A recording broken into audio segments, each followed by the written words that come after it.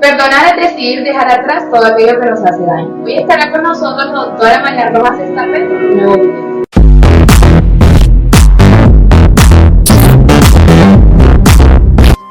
Bueno, es verdad que nunca escucho, me cuesta mucho escuchar una entrevista o una conferencia mía luego porque, bueno, de repente pienso que lo he explicado regular, o pues yo creo que a nadie nos gusta escuchar nuestra voz cuando nos graban, como que te cuesta reconocerte. Estoy de acuerdo. ¿Definirías a las personas vitamina y de dónde ha nacido ese concepto? Bueno, me sucedió hace unos años que estaba en una conferencia en México, te hablaré de, ya puede hacer 8 o 9 años, y entonces yo hablaba mucho del efecto del cortisol en el organismo, que es algo que siempre me ha interesado, la hormona del estrés, y hablaba mucho que hay ciertas personas que te suben el cortisol solo con pensar en ellas. Y se hicieron muchas preguntas durante el coloquio de la conferencia, y en un momento dado como que me saturé del concepto de persona tóxica y dije, pero en esta vida necesitamos, y de estas inspiraciones que te vienen de lo alto, dije, pues personas vitamina, y me gustó, ¿me lo quedé? Dijo, me lo quedo. Y dice, esto lo quiero utilizar yo más, hay que potenciar porque estamos muy acostumbrados a que el discurso que tenemos sobre nuestra vida, sobre los demás, sobre la política, sobre los temas que circulan en la sociedad, sea desde un prisma muy negativo. Y yo pues animo mucho a que las palabras que empleamos en el día a día sean palabras que nos aporten algo mucho más positivo, porque nuestro organismo, según cómo nos hablamos y según cómo hablamos a los demás, reacciona de una manera u otra. Es decir, si yo estoy hablando todo el día y me quejo del clima, de la polución, de los políticos, del COVID, de las vacunas, de la gestión de la pandemia, todo el día me quejo, mi organismo detecta que hay algo que no funciona y activa su modo alerta. Y ese modo alerta a la larga me enferma, me deteriora el sistema inmune, ahora que es tan importante tener un buen sistema inmune. En cambio, cuando yo me hablo bien, cuando las palabras que yo empleo en el discurso del día a día son desde el cariño, desde el afecto, desde el respeto, desde la cordialidad, hay algo muy potente que sucede en el organismo. Y por eso yo animo mucho a mis pacientes, a mis lectores, a que ese discurso sea mucho más positivo. Fíjate qué curioso, hemos preguntado a los oyentes por una frase, salud, dinero, amor, y qué le faltaba a la frase. Hemos jugado durante toda la tarde con este concepto, salud, dinero, amor, y qué más. Y la gente ha contestado, fíjate, Marian, optimismo, música, empatía, lealtad, generosidad, respeto, solidaridad. Este concepto está al final en la gente, ¿no? Bueno, es que yo creo que tenemos que ir potenciando cada vez más, que es verdad que la salud es importante, y yo sobre todo potencio mucho la salud mental, porque creo que cuando tienes la cabeza bien, los dolores duelen menos, los dolores físicos duelen menos. Por otro lado, lógicamente, el dinero pues ayuda a que las cosas vayan mejor, pero otro día leí el día de, que supongo que es una noticia que la habrá leído mucha gente, incluso quizá le hayáis comentado en la radio, el porcentaje de gente que se arruina o que reconoce que ha roto su vida después de ganar la lotería, que me impresionó muchísimo, un porcentaje del 70%. ¿No? Es decir, que la mala gestión de la abundancia del dinero pues también es negativa. Yo hablo siempre de unos mínimos. Yo añadiría ahí la familia. ¿Familia qué es? La familia, tus padres, tus hermanos, tu marido, tu mujer, tus hijos, o esa especie de familia amigos que son los que vas eligiendo a lo largo del camino.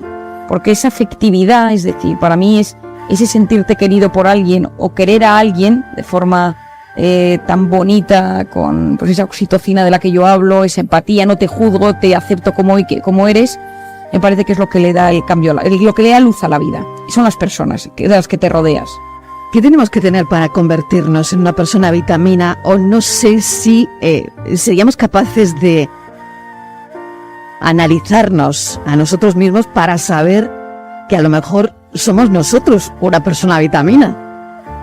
Bueno, yo creo, y esto es una pregunta que me hicieron una de las primeras, que me pareció muy curiosa, y es si podemos ser vitamina para unos y tóxico para otros. Qué interesante.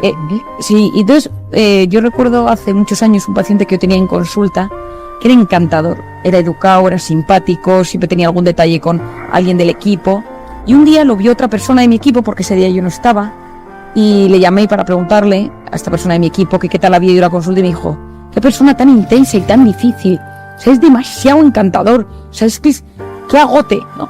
Y me sorprendió. Y entonces me decía, por favor, cuando venga lo ves tú. A mí me encanta la gente que es amable, me chifla la gente que se vuelca, me encanta la gente que hace la vida agradable a los demás, pero hay gente que eso le abruma.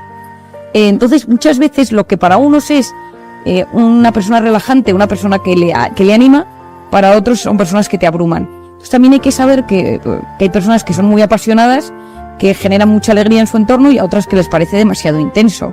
Entonces sí que puede pasar eso. Y por otro lado, tú me preguntas que para ser personas vitamina, yo creo que lo primero es que tengamos mucha conciencia de nosotros mismos.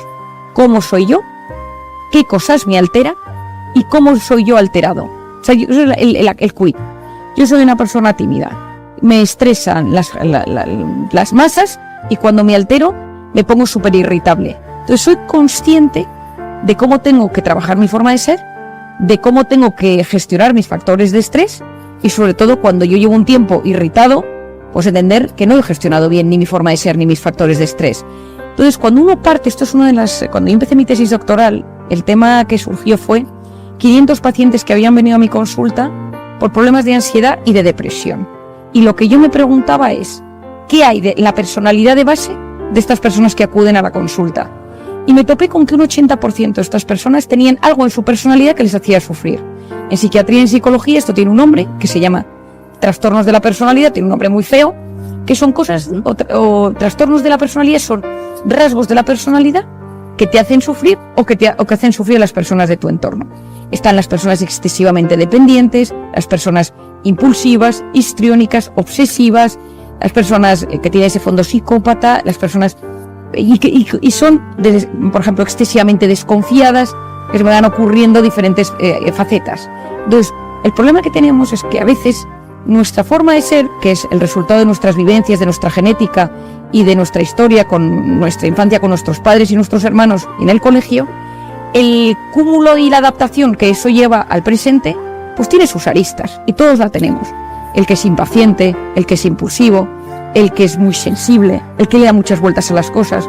Y el problema está cuando eso deja de ser gestionable y empieza a ser un problema. Y encima ese problema no solo me intoxica a mí, sino que afecta a las personas de mi entorno. Si yo soy una persona muy impaciente y vivo en pleno siglo XXI con el tráfico, con el estrés que vivimos, existe la posibilidad de que yo desprenda una mala energía, entre comillas, en las personas de mi entorno.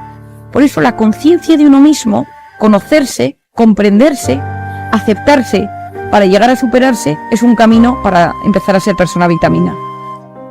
¿Nos anulan mentalmente las personas tóxicas, doctora? Sí, totalmente. O sea, las personas tóxicas, que no son tóxicas porque no hay nadie tóxico, es tóxico el efecto que producen en nosotros. Es decir, una persona de por sí no es ni mala, ni tóxica, ni dañina, sino que el efecto que produce en mí es hiriente. Conozco muy poca gente que voluntariamente diga, me voy a ti y te quiero hacer daño. Hay gente así, pero es mucha menos de la que tenemos en nuestras cabezas. Nuestras cabezas a veces tienden a ver a los demás mucho peor de lo que son. Gente a veces más sencilla, más simple, pero calibramos unas intenciones que no son siempre reales, pero nuestra mente magnifica y sufre, y esa voz interior nos machaca. Pero esas personas, esa percepción que tenemos de ellas en nuestra mente nos hace sufrir enormemente y nos sube el cortisol. Por eso hay una frase que repito muchísimo, que es: comprender es aliviar. Cuando uno intenta comprender lo que subyace en la personalidad de esos tóxicos, de esos mal llamados tóxicos, a veces entendemos por qué actúan así con nosotros o por qué nos afecta tanto. Te doy un ejemplo. Si tú tienes una persona de tu trabajo que tú consideras tóxica porque es una persona que te trata regular, que te pone una mala cara, que está siempre de mal humor, puedes no saber qué hay en su vida. Quizá tiene a su padre viviendo con Alzheimer en casa, quizá tiene una relación de pareja complicada, quizá su hijo está en las drogas, quizá te tiene envidia porque ve que a ti las cosas te van bien y no sabe gestionar su envidia, y eso le hace ser así de duro. Pero el problema es que muchas veces juzgamos sin empatía, juzgamos sin intentar ponernos en el lugar del otro. Y entonces ahí es donde entra la intoxicación de cortisol, entra la rabia, entra el odio y nos envenenamos. Y parte del camino en esta vida hacia la realización de uno mismo consiste en dominar esa voz interior. Es decir, que mi voz interior se convierte en un aliado. Todos tenemos esa voz interior que va comentando nuestra vida.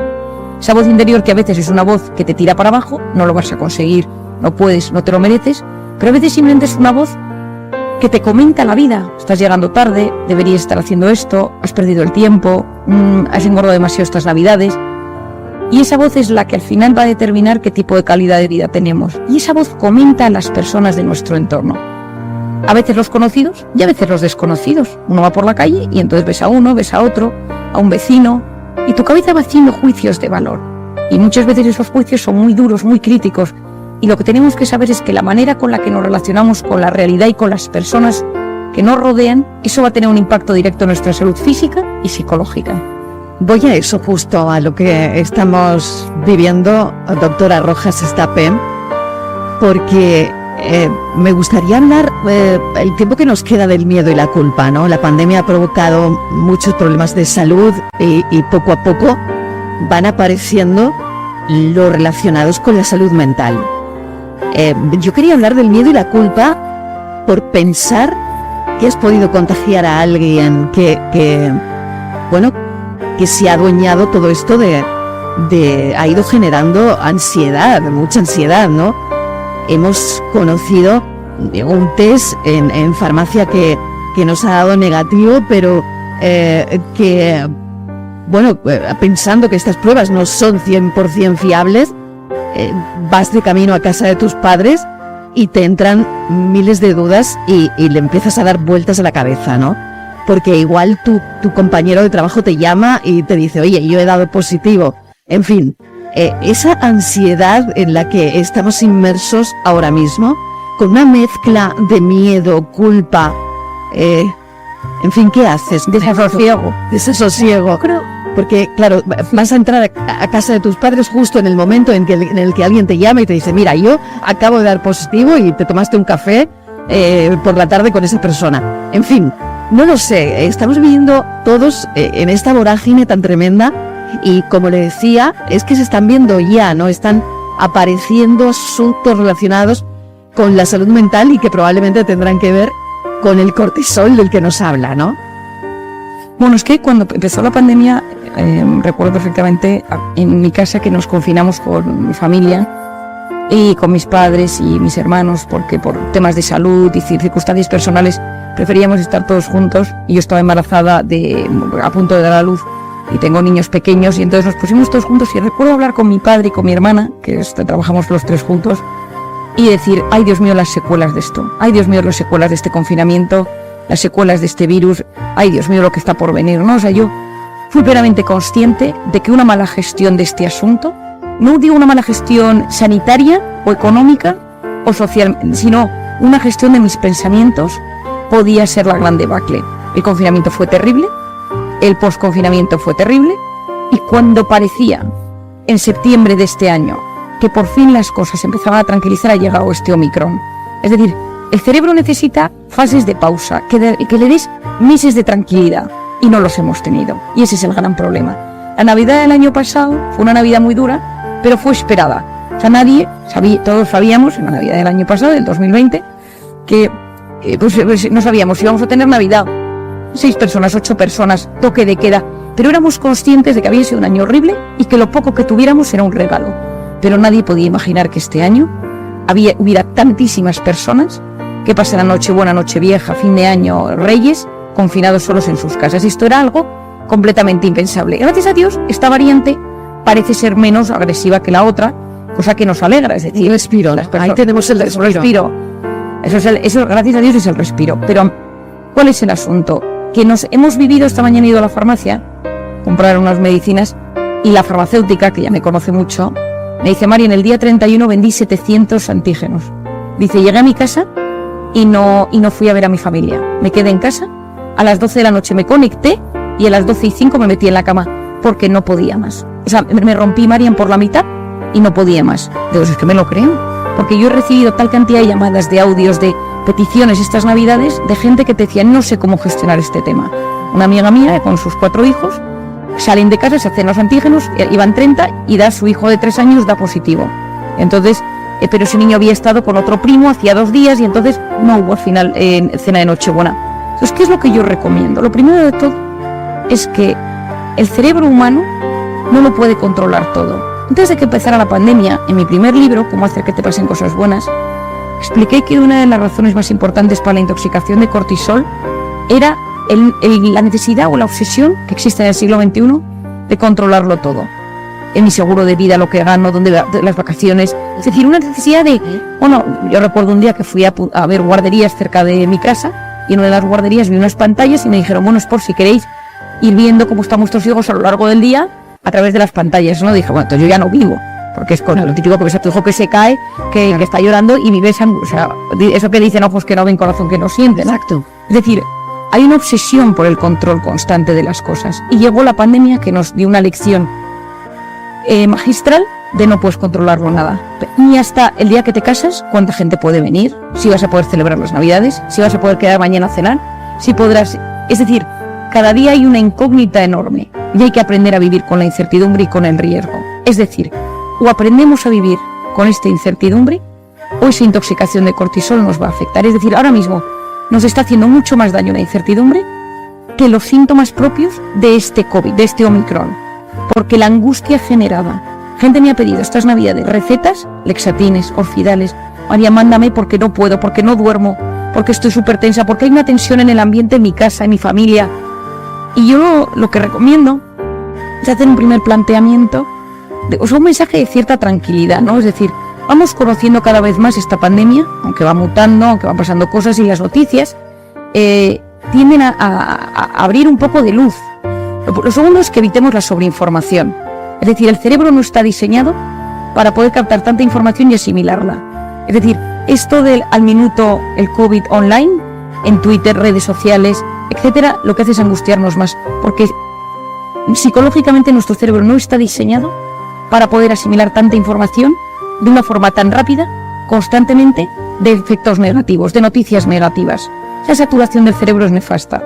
La tercera es intentar cada uno que haga un análisis personal y que diga cómo gestiono el riesgo, cómo gestiono la enfermedad, es decir, cómo soy de hipocondríaco. Es decir, hay gente que tose y ya está angustiada, ya se está tomando la temperatura, ha ido a la farmacia y ha llamado al médico.